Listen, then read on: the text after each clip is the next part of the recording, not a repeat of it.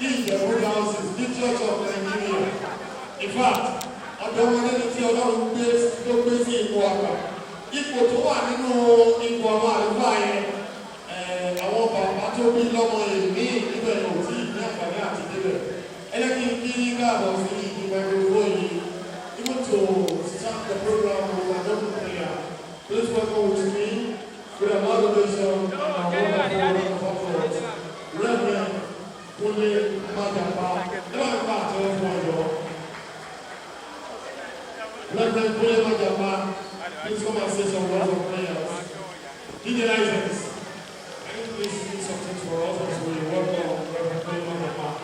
Reverend Kunle Majapa, and you have our brothers.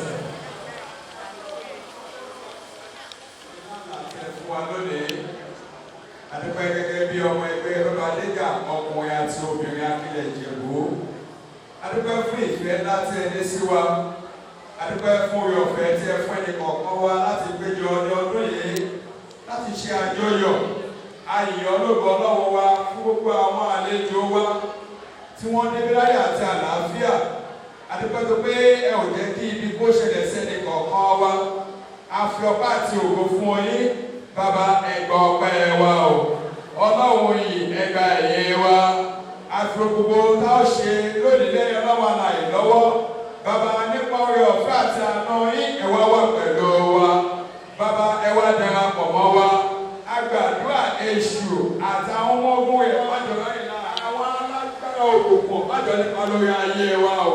Bí a ti ń ṣe àjọyọ̀ níwájú yín, bàbá jọ̀wọ́ ilé ìbájọ́ ojú àṣìmọ̀ fún wa. Àgbàdúrà nígbà tó bá mú gbogbo wá sí ìpamọ́ kí ẹnì kọ̀ọ̀kan wá kápẹ́rẹ́ àti ìwọlé àti àlàáfíà. Bàbá ògbó ni mo kọ́ mímọ́ ọ̀yẹ́. Àgbàdúrà lórúkọ Jésù Kristi Olúwa wa.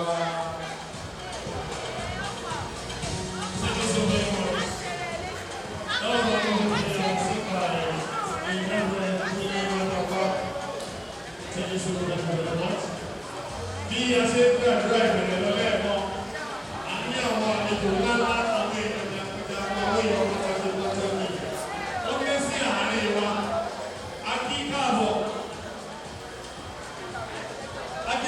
sí àwọn máa ń jẹ́ ìlú ẹ̀kọ́, like seriously, God bless you in the name of Jesus Christ.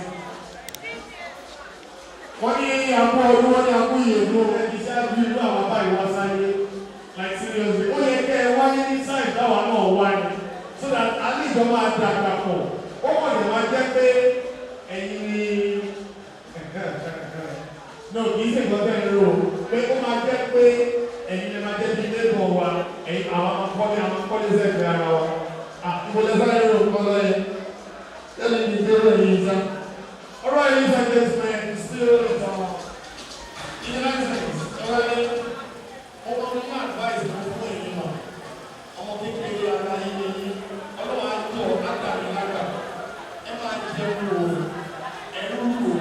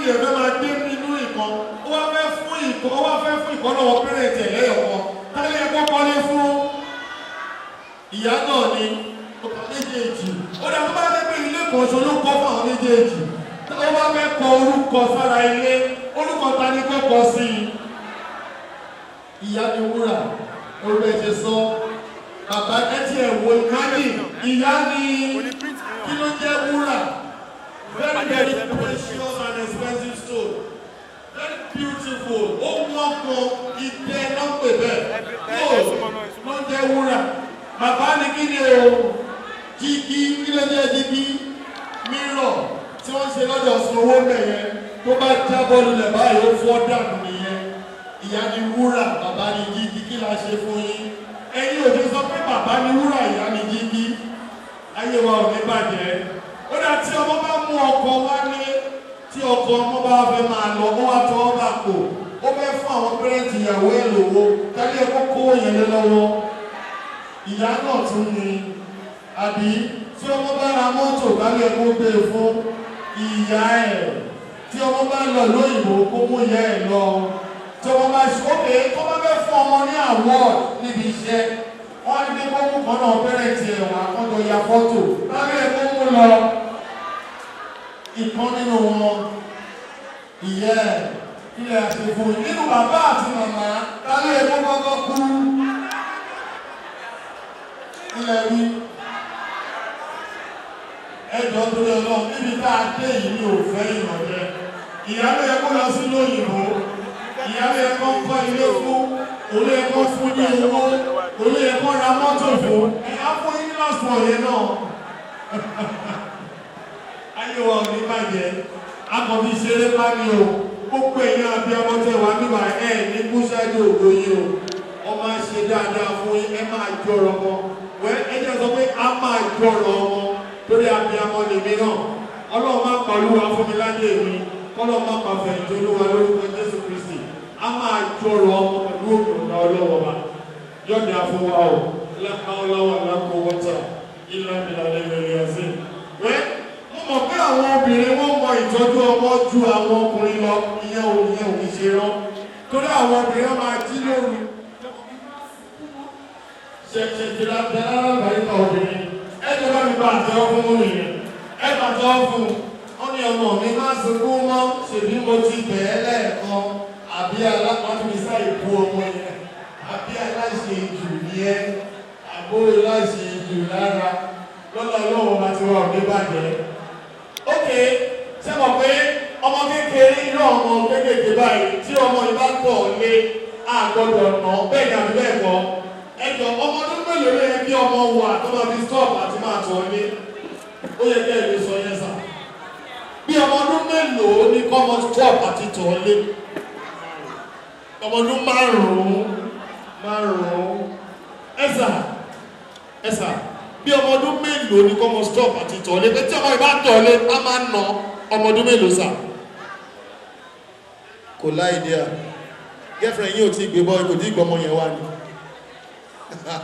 hallelujah mọ́mí bí ọmọ ọdún mélòó náà méjì àbí méjì 2 years old ló yẹ kó ti stop àti máa tọ́lé yes ló sí rọ́pẹ̀ bíbélì ní pé tọ́ ọmọdé ní ọ̀nà tí yóò tọ̀ tó bá dàgbà tán kò ní kúrò nínú rẹ̀ bẹ́ẹ̀ ni tá bá ti train ẹ̀ láti kékeré tó bá wà bí nínú bí ọmọ àǹtí yìí ó yẹ kó kí n lè dìde lóòrùn pé kò fẹ́ lọ tọ̀ yes ṣùgbọ́n mo ní ayọ̀ àti nínú láti sọ fún yín náà sà mo tọ́ ní wọ SS1 ni o wàláì tàlà bí ìṣeré o wàláì tàlà SS1 mo ṣe tọ́ lé nígbà yẹn sà máàmì ló fà á wàláì máàmì ló fà á tí mo fi ń tọ́ lé kì í ṣe pé wọ́n ṣépè fún mi kì í ṣe pé wọ́n máa rọ mi lóúnjẹ bí mo jẹ́ ojú wọ́n pe ọjà kọ́ ní ọjà òkè ajé ọjọ́ márùn-ún ló máa ń ná tí màmí bá lọ sọ́jà òkè ajé màmí àwọn ará ẹni bọ̀ látọjà tó bá ti gbé ẹni yẹn délé wọ́n fi hàn mí má ní Dayọ̀ má ní ma Dayọ̀ má ní ma ẹni ni mo túra yìí o kó tún fi tọ̀jà ṣẹ́ni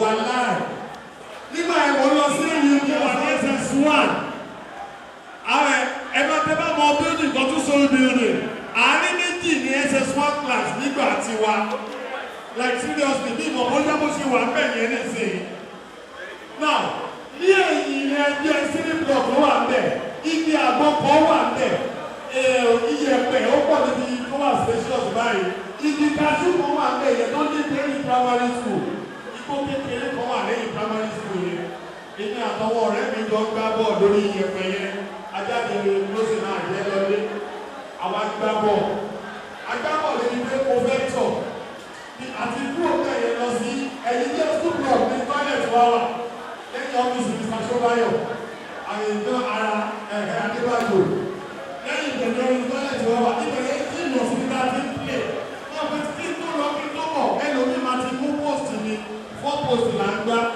wọ́n ara bọ́ sẹ́yìn primary school yẹn igbó kékeré yẹn wọ́n á yọ trouser mi mọ́ zip ẹ̀ oratọ̀ ara tù mí wọ́n padà sórí iyan ìdábí ń pè lábẹ́ ẹ̀ka ṣú kò tún ju bí 5 minutes mo notice pé inú kómi bákọ̀bákọ̀ meanwhile ní àárọ̀ ọjọ́ yẹn kí n tó wá school ẹ̀wà ni màá mi sè ó gbé ẹ̀wà fún mi wọ́n dẹ̀ fún mi ní 50 kọ́bọ̀ tí màá fi jẹun ní àtò 5 naira tí màá fi 5 naira 50 kọ́bọ̀ 5 naira tí màá fi jẹun ní play so ìgbà tí ní ó di play ó lọ ẹgbẹ́ principal office ní bọ́ọ̀lù wàhálà ẹ̀wọ̀n ya ṣàròmí ọ̀nà wọn ní ìbọ̀ọ̀lù nígbà yẹn àwọn tẹ́gbẹ́tẹ́gbẹ́ ní àyè máa ń ta oúnjẹ fún wa èmi yẹn ló jẹ́ ká wá sí oríire lónìí ayé wa ò ní dá òun lórúkọ Jésù so wọ́n rẹ̀ ẹ́ ṣe kí n tó lọ síbẹ̀ kí n tó bọ̀ ó lè lẹ́yìn àjẹsára ẹgbẹ́ tí wọ́n yẹ kẹ́ jẹun kò rọra bọ́ sí abẹ́ ẹni tí mo ti tọ̀ lẹ́ẹ̀kan kí gbé kékeré kan wà bẹ́ẹ̀ mo bẹ̀rẹ̀ mọ́lẹ̀ mo ṣe kọ́ tó fẹ́ ṣe bí mo ṣe fi tọ́ báyìí ó wá kú tó bá àti máa bò wí àbí omi tí máa fi sọ̀rọ̀ ìgò sí ṣé ní lábẹ́ ibi tí mo bẹ̀rẹ̀ sí yẹn eré ẹ̀ka ṣú ibi láti mo ní wà bẹ́ẹ̀ ó bẹ ẹ̀fọ́ sí mo lọ tó bá ìfọ́rùn tó mẹ́rin mo ṣe fi mo fi ṣe yẹn àṣojú oorun ni mo wà ṣé ní gbogbo tí mò ń tọ̀ tí mo rò kó tọ̀ sẹ́gbẹ̀ẹ́ kíláàsì orí ẹni ní mo tọ̀ sí wà láì nàlá orí bàjẹ́ gẹ́gẹ́ bí ọ̀rọ̀ nígbà tó lọ sí. ọmọ tí mo bẹ̀rẹ̀ tí mo ṣe ní bàbá orí ẹni ní mo ṣe sí àbúrò èmi wà ní sẹ́sùn àbúrò mi wà ní primary school nígbà tí ẹ̀jẹ̀ ọ̀rọ̀ sí nígbà tó wúlò ti jáde òun wà ní primary 6 nígbà yẹn ìlú wà ní sẹ́sùn bọ̀dá tó máa ń pè bọ̀dá ní ọjọ́ yẹn ó lè wọlé ní spain bàbá ẹgbẹ́ mi àtàwọn tó bá ti lọ́sọ̀ bàbá ti ṣe bá lórí ẹ̀ ẹ̀mí òfin ló ń kó ìlú pariwo ṣùgbọ́n tó bá ti lè di alẹ́gbẹ́ àsùn tí a bọ́ sí lọ bí 11:30 or 12 bẹ́ẹ̀ ni wọ́n bẹ̀rẹ̀ sí pariwo àmàgbọ́ bí títí ní ìsìn bàbá ẹ̀mí ìwọ̀n ọmọ pariwo lára bẹ́ẹ̀ nìyẹn wọ́n náà kò yé mi sá lùsì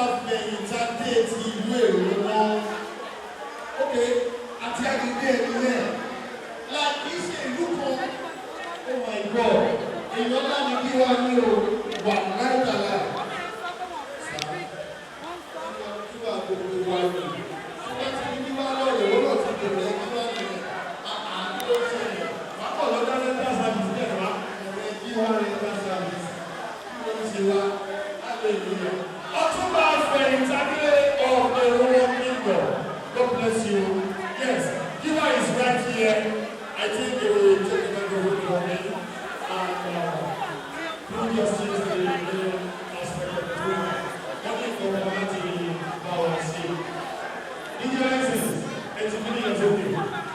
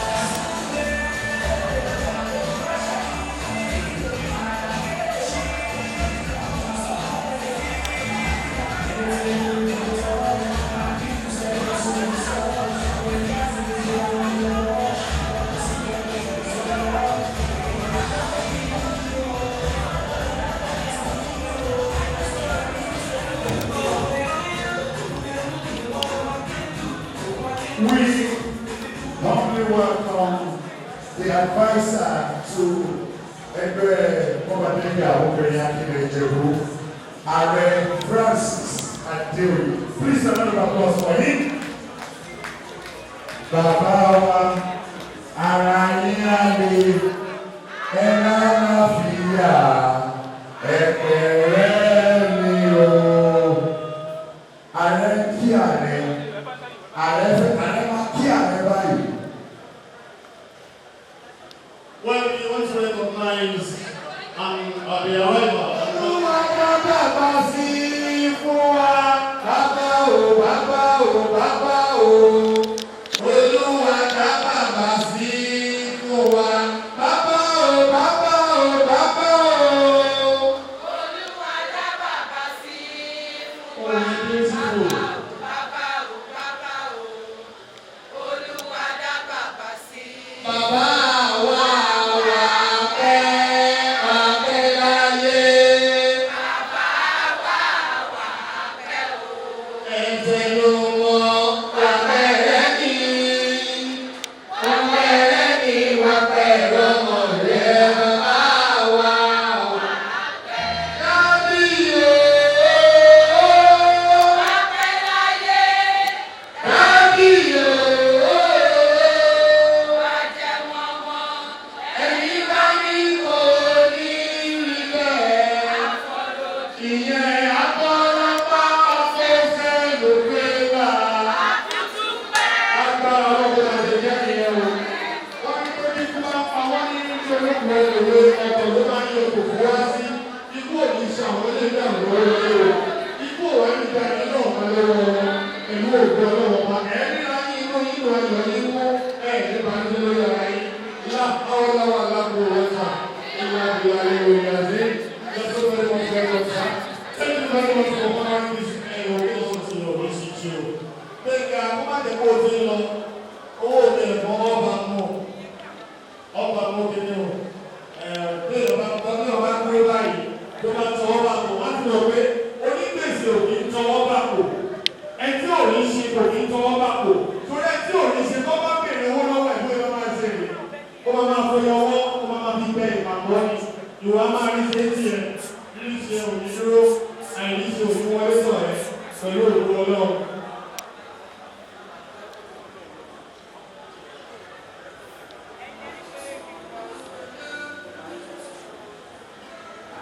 Ó máa ti jẹ́ kí ẹ pẹ̀lú òkú Ọlọ́run bá. Ẹjẹ́ àti báyìí, ẹjẹ́ kí á bí gbogbo ẹgbẹ́ Ọbadẹ́gbẹ́ obìnrin láti ilẹ̀ Ìjẹ̀bú. Pàápàá jùlọ àwọn olóyè ẹgbẹ́ wọn.